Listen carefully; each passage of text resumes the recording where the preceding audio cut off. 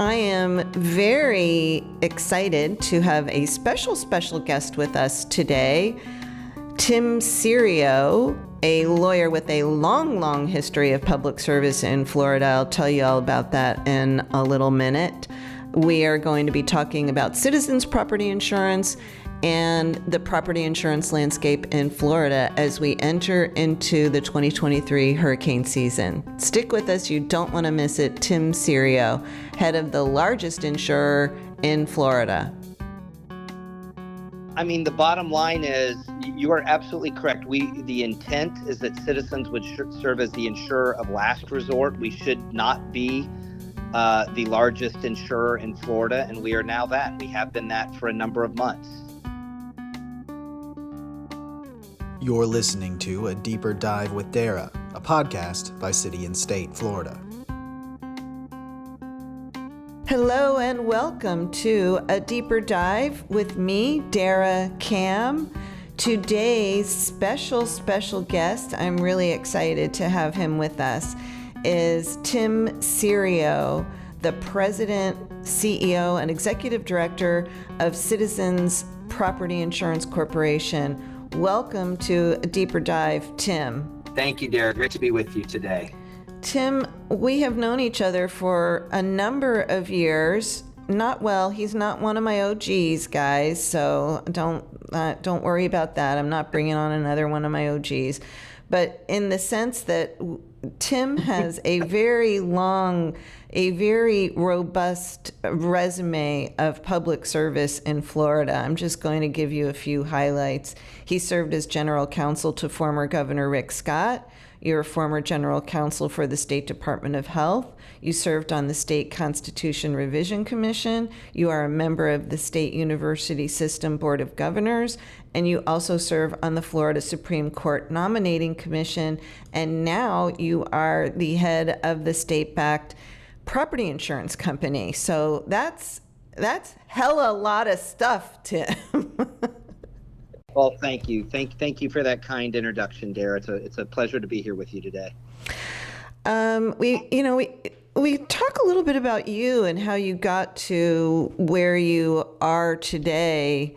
First, you started who was governor when you first started in public service? Was that Governor Scott, who's now Senator Scott? It was Governor Bush. I had an opportunity. I sort of had the public service itch, but wanted to work in government. I had a wife and little kids at the time. So in 2005, I had the chance to come up and serve as general counsel to the Florida Department of Health under Governor Bush.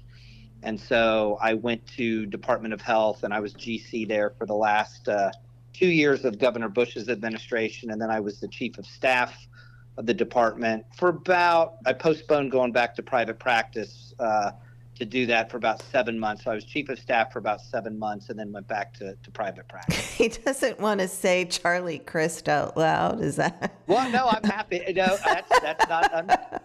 It was under Governor Crist, and it was a very different experience being chief of staff versus general counsel. Not a bad one, just a different one. So, but I had already committed to go back to private practice, but did postpone it to serve a little longer to hopefully get the help in transition. Well, I was working here in the Capitol as at what Governor Bush used to call at the time the Palm Beach Pravda. So we do go back a ways then. And so thanks. So let's talk about insurance, because property insurance in Florida, I don't know if you'd call it a hot mess, but it's a hot mess. We have insurers leaving the state, people shedding, we had 6, I believe, insurers dissolved last year and 1 so far this year. Feel free to correct me if at any point when I misspeak, because this is not my specialty. It is your specialty. But we've had a lot of problems in the property insurance market Citizens was supposed to be the insurer of last resort. Right. It evolved, I believe, after Hurricane Andrew, correct? That is correct. The predecessor entities in particular were formed after Hurricane Andrew, Florida Wind, the JUA. Citizens, it was not combined. They were not combined into an entity until I believe it was 2002 when Citizens was created. Citizens was supposed to be, a safety net essentially for property owners who couldn't get insurance anywhere else. That's right. I looked at some numbers. We now have about 1.3 million citizens policies. There were around 900,000 citizens policies about 10 years ago. The number dipped to around 420 policies in 2019. So 420,000. I'm sorry, 420,000. Yes. That's right. But the number has more than doubled over the past 3 years. Can you explain that demand?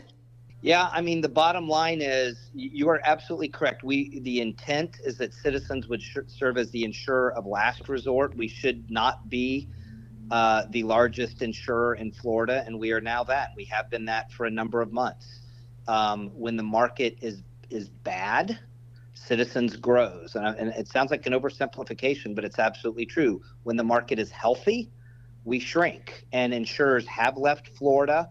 I know that there are very, very strong opinions on both sides, but I will tell you, I believe that it has been litigation that has decimated the insurance industry. It is a very, very difficult, well, let me rephrase it.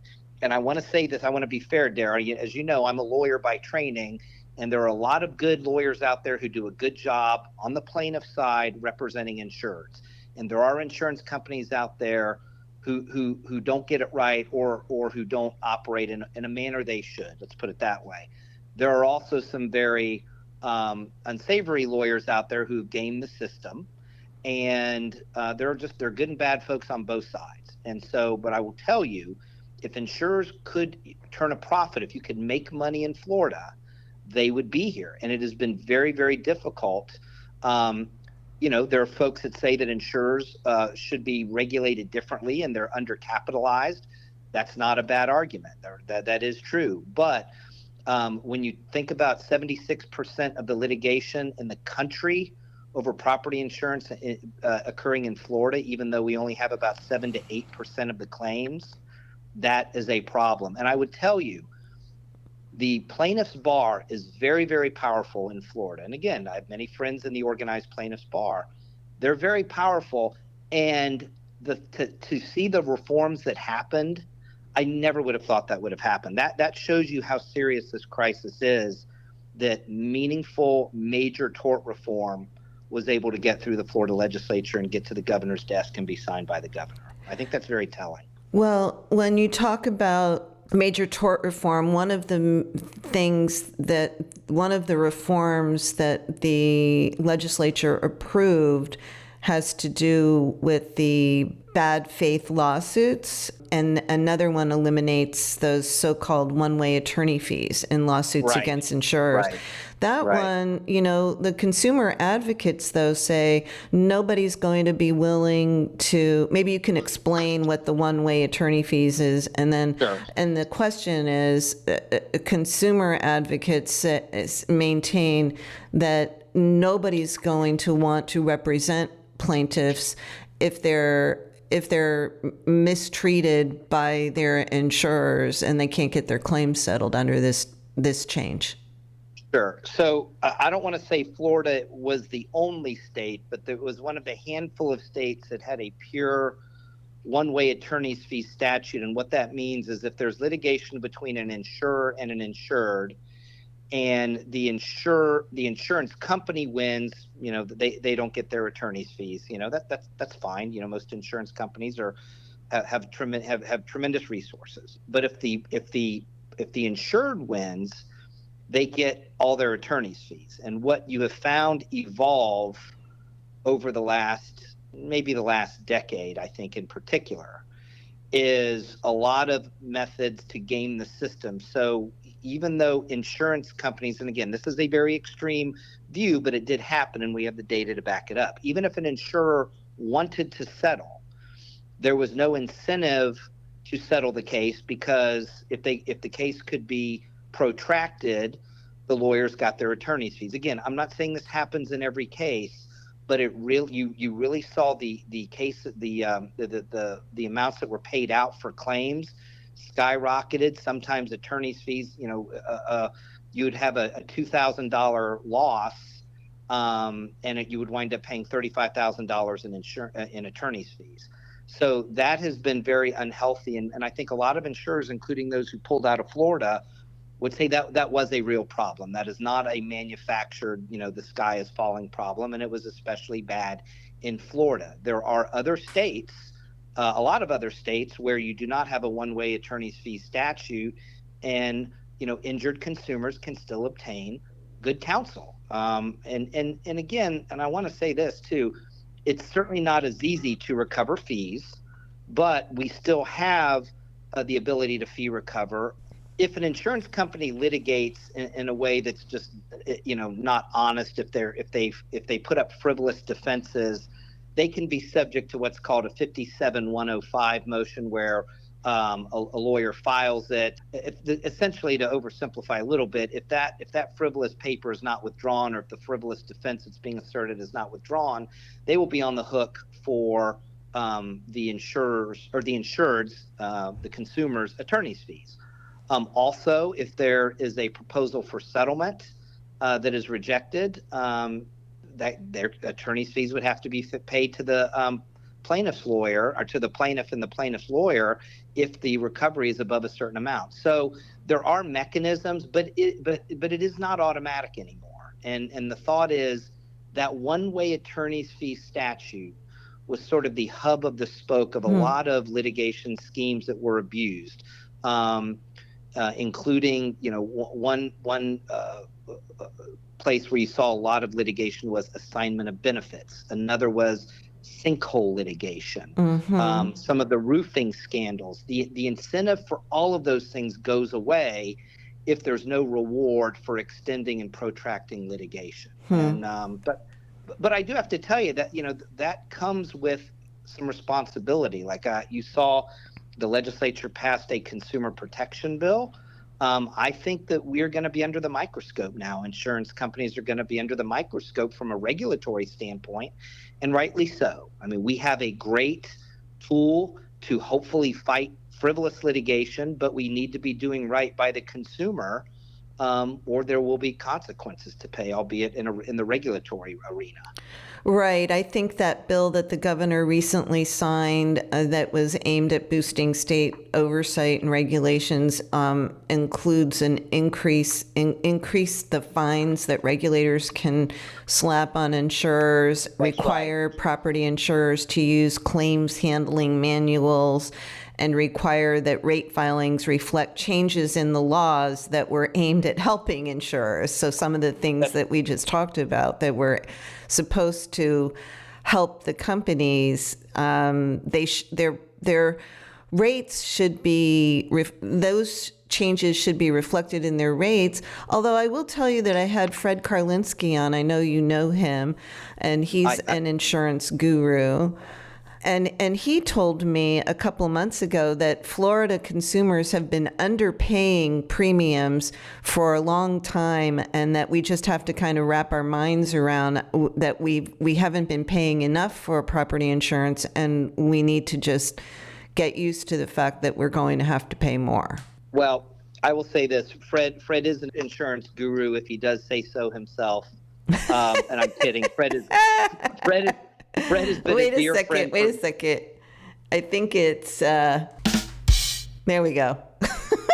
Been a dear friend for many, many years. Yeah. I don't want to comment on the private market. I will say okay. This. I believe Citizens rates, because of the glide path that was, first of all, our rates were frozen for many, many years, which distorted the market.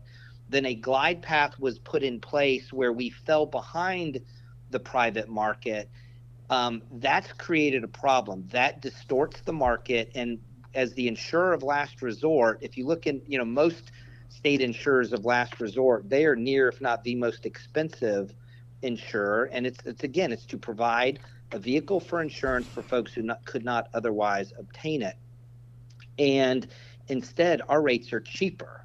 And that's not fair to, right now, I think we're about somewhere between 15 and 16% of the total market, which is scary. That's we crazy. shouldn't be that big. Yeah. But if you think about it, it's also not fair to the 84, 85% of other policyholders in Florida, because like me and you probably.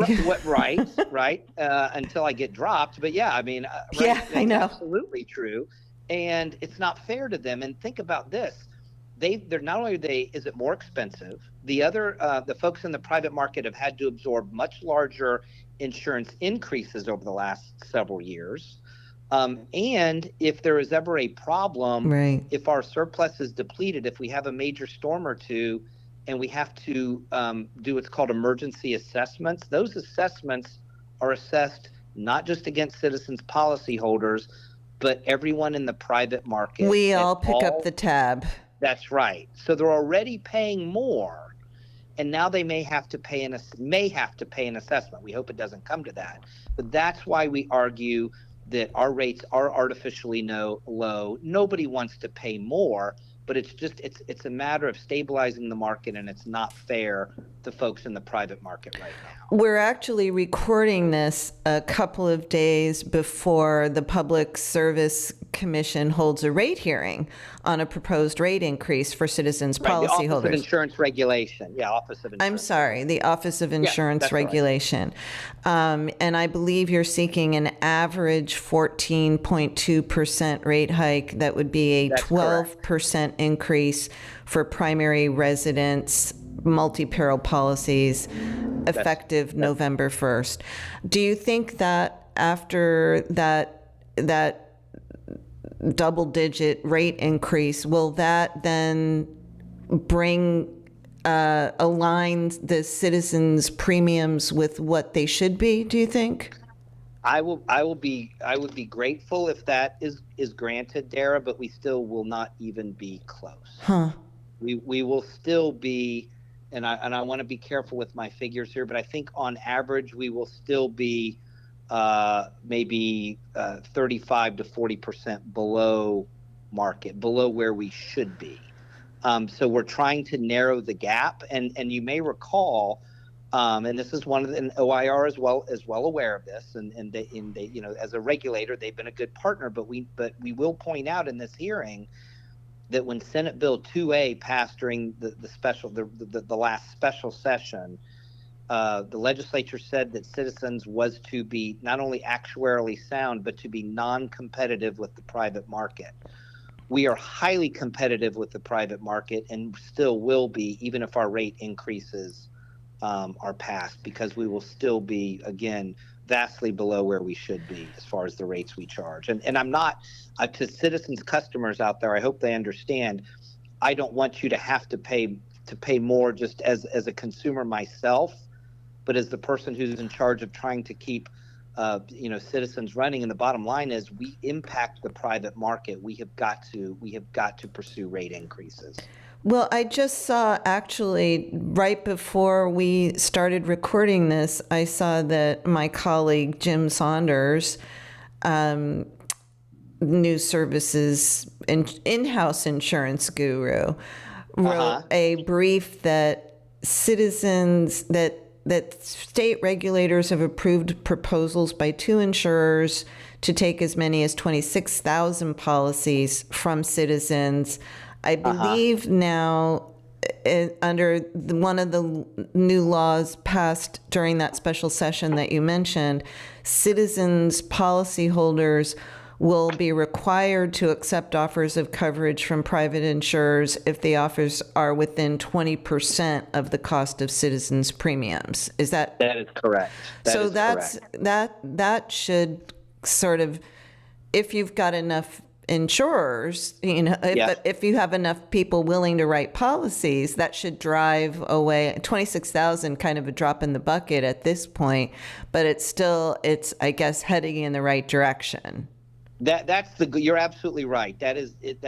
We've seen some really positive things so far from the reforms of Senate Bill 2A. That was in 2A. And yes, if it's within 20%, the policyholder does not have to accept the new, the offer from the new insurer, but they cannot remain in Citizens.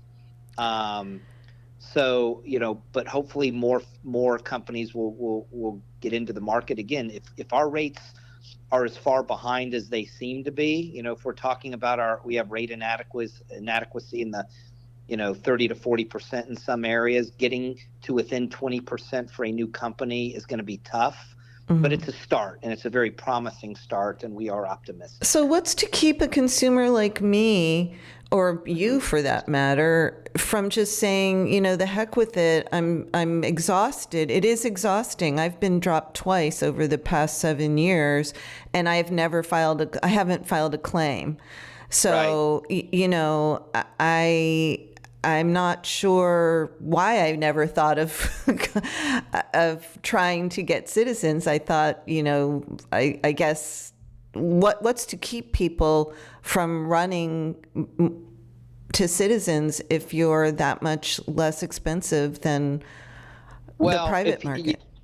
Usually, it's very agent heavy here. So, the agents who represent policyholders have to make certain representations. We also do we also verify. It's just not, it's not that somebody just makes an application. Okay. And there has to be a need, some sort of need demonstrated. Right. That's okay. Right. Well, you say that you don't want to be competitive with the private market, and you're saying that 14 or I guess 12 and plus % increase for average of 14.2. Okay. Of 14.2. So, but if you're 30% behind, does that mean that, let's just be frank, Tim, I'm going to give myself one of those.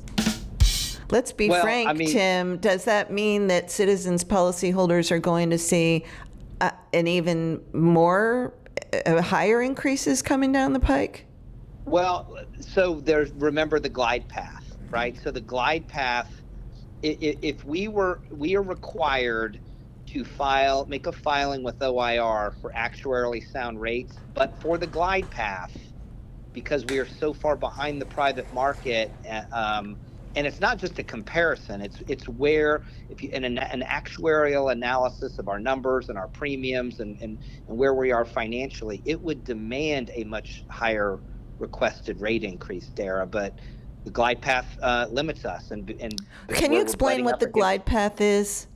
Sure. The glide path is in statute, and it limits Citizens increases. There were a number of years where Citizens rates were frozen, and then we were put on a glide path that would allow us to incrementally increase rates. And I believe for 2023, our limit is 12%. For 2024, it goes up to 13%. Got it. The reason our average right now requested increase is 14.2, that's the average, is because there have been some reforms that if it's somebody's, say it's their second home. I see. Or the glide path, it's really, I don't want to oversimplify it, but essentially it's a 50% glide path. So right. If it's a second home, we can ask for a much, we can't get to actuarial soundness in one rate filing, but there is a cap of no more than 50% of what they're paying.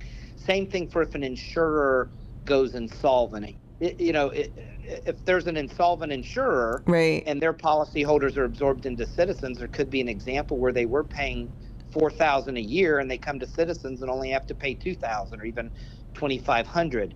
That seemed unfair, and that seemed to sort of exacerbate right. this problem of actuarial unsoundness. So there's a similar reform there, like with second homes. If an unsound insurer, if they go under and we absorb their policyholders, they're on a different glide path. It's essentially a maximum 50% increase until they reach actuarial soundness. Thanks for joining us. We'll be right back with Tim Cerio, President, CEO, and Executive Director of Citizens Property Insurance Corporation. Here at Deeper Dive, we want to hear from you, the listeners. We invite you to send your questions, comments, and feedback to our mailbag. You can reach us at deeperdive@cityandstatefl.com. That's deeperdive@cityandstatefl.com. Get your 2 cents in by sending us an email. Welcome back to A Deeper Dive with Dara. See, in my simple brain, I felt like I have solved the insurance crisis for citizens. Just hit me with it. I'm open to suggestions. Okay, no more coverage for second homes or barrier islands. So how about I put it this way? Okay. That will not fly with the legislature. I mean, there's a lot of hardcore ideas, right? They're just not politically palpable. And I want to give a serious example where sometimes the politics, it's a good thing, right? You know, you talk about a representative democracy. So I had 3 goals as the new CEO, and I've asked my leadership team to keep in mind, 3 questions we always ask ourselves when we're making big decisions. Does what we're doing, number 1, promote depopulation? Number 2, does it enhance, customer service for our existing customers? And number 3, are we maximizing, the ability to avoid emergency assessments, right? We don't like assessments. Mm-hmm. Sometimes these goals conflict. And we were faced with a situation several months ago where after Hurricane Ian, UPC, an insurance company, UPC went insolvent, and we had to absorb their policyholders. There were a ton of policyholders in Southwest Florida who couldn't even get a contractor on the phone, let alone get their damage repaired. And most insurance companies will not take in new policyholders if there's existing damage. And so what we did, we made the call to say, look, not only do they not have to get the repairs done, but we're going to give folks an additional 90 days to just get a contract to have the repairs done. And if they could get that, we would let them in. That's an example of, does it promote depopulation? No, it's quite the opposite, but it was the right thing to do for policyholders at the time. So Sanibel Island there is a barrier island that got demolished. I'm sure that my listeners in that area would think that was a horrible idea, but I just have been thinking, just sort of, and you're right, the legislature would never approve that kind of a draconian policy. Well, and it's the market too, right? A lot of times there's a lot of great ideas we come up with, but the question we keep coming back to is, okay, well, where do they go? Right. There's nowhere else to go. Now, some could pay a lot more and go to the residual market, but these folks have nowhere to go. And the other thing I think it's important to keep in mind is you use you use the term safety net, which I have used, and we use that a lot. But it's not like Medicaid, right? It's not like we are the state's insurer of last resort for the disadvantaged or low income. Again, there's a lot of, and I'm not, when the maximum value of a home in Miami-Dade, it could be $1 million to get into Citizens, or $700,000 in another county, or it's somebody's second or third or fourth home. It's not like it's limited to the poor and disadvantaged. No, I personally know, and you probably do too, friends who have houses on Dog Island, barrier island off of the coast here that you can only reach by boat, who have Citizens. So, and that's their second or third home. Yep. That's right. So, and again, I'm not trying to be unfair to those people. I just think it's important, whether it's the OIR or our own Citizens, team, or legislative members and staff. It's just Citizens, we are a safety net, but it's a different kind. It's just because of where you live, insurance isn't available. It's not as if we do make some tough decisions, certainly folks with lower income can be impacted, but we're not just solely populated by low income or disadvantaged individuals. Right. Well, you had to pick up you did pick up a lot of those policies after all those those insolvencies last year. Yeah. And this year, that's how you're growing so rapidly, right? That's right. That's exactly right. Is there a point, Tim, when homeowners just simply can't afford property insurance anymore and the dream of home ownership just kind of fades away? I sure hope we never get to that point. I think there was a real fear that we were heading in that direction. I think that's why the legislature took, again, and as we said earlier in the conversation, I think some very surprising actions that a lot of folks did not expect them to take. I think that's why Governor DeSantis took the opportunity to meet with reinsurers because over in London, because reinsurance, which for your listeners who might not know, reinsurance is basically insurance for insurers. And it is critical. And it's critical for a lot of Florida domestic insurers, in the private market to secure reinsurance or they will not be able to do business. And that's where we were heading. I think, and I want to be careful because I don't know where a lot of the folks in the private market have landed, and we're still in some negotiations, but I think overall, the reinsurance scenario is going to turn out to be a bit better than is previously forecasted. We are seeing some improvements.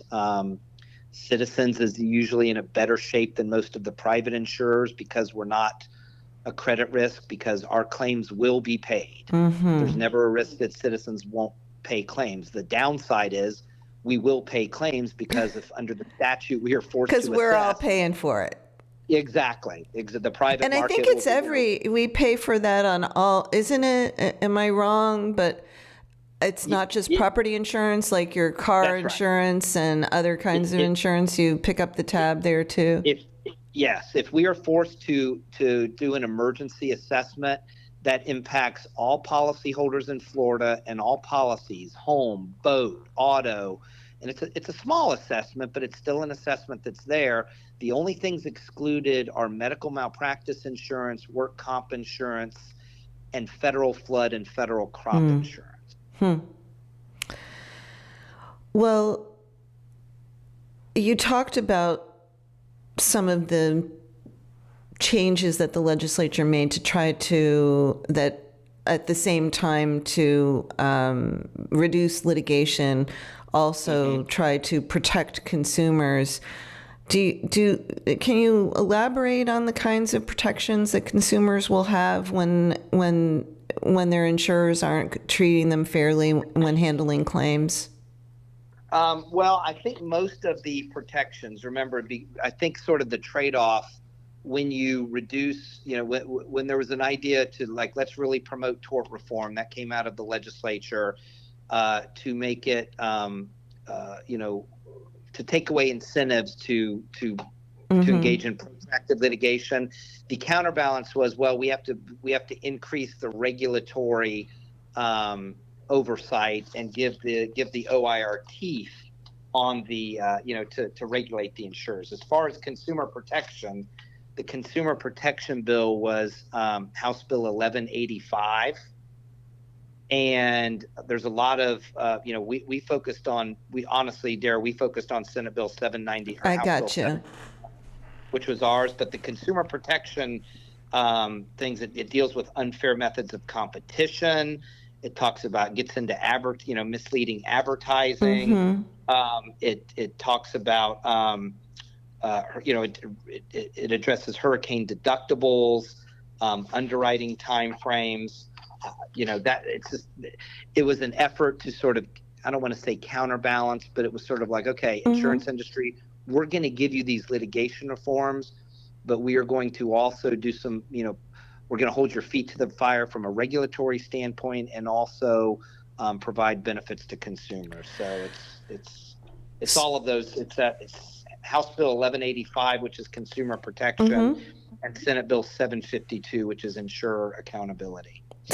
So they sort of fit together, ideally. Yeah, they've all been signed. I think the only bill not signed right now out of all the insurance-related bills was Senate Bill 418. But that's the only one. All the rest of them have been signed, and I think 418 has just been it's with the governor right now. And it may be already signed or acted on by the time this comes out over the weekend. Okay. Yep. Very possible. Do you think then you're focused on Citizens? I understand, but you're very familiar with the property insurance landscape. You have to be. Do you think we as homeowners are going to ever see our property insurance rates decrease? Citizens, you're getting an increase. I mean, let's be real. Do you think the rest of us are going to see our rates go down? I think it's very possible. I think it's going to take time.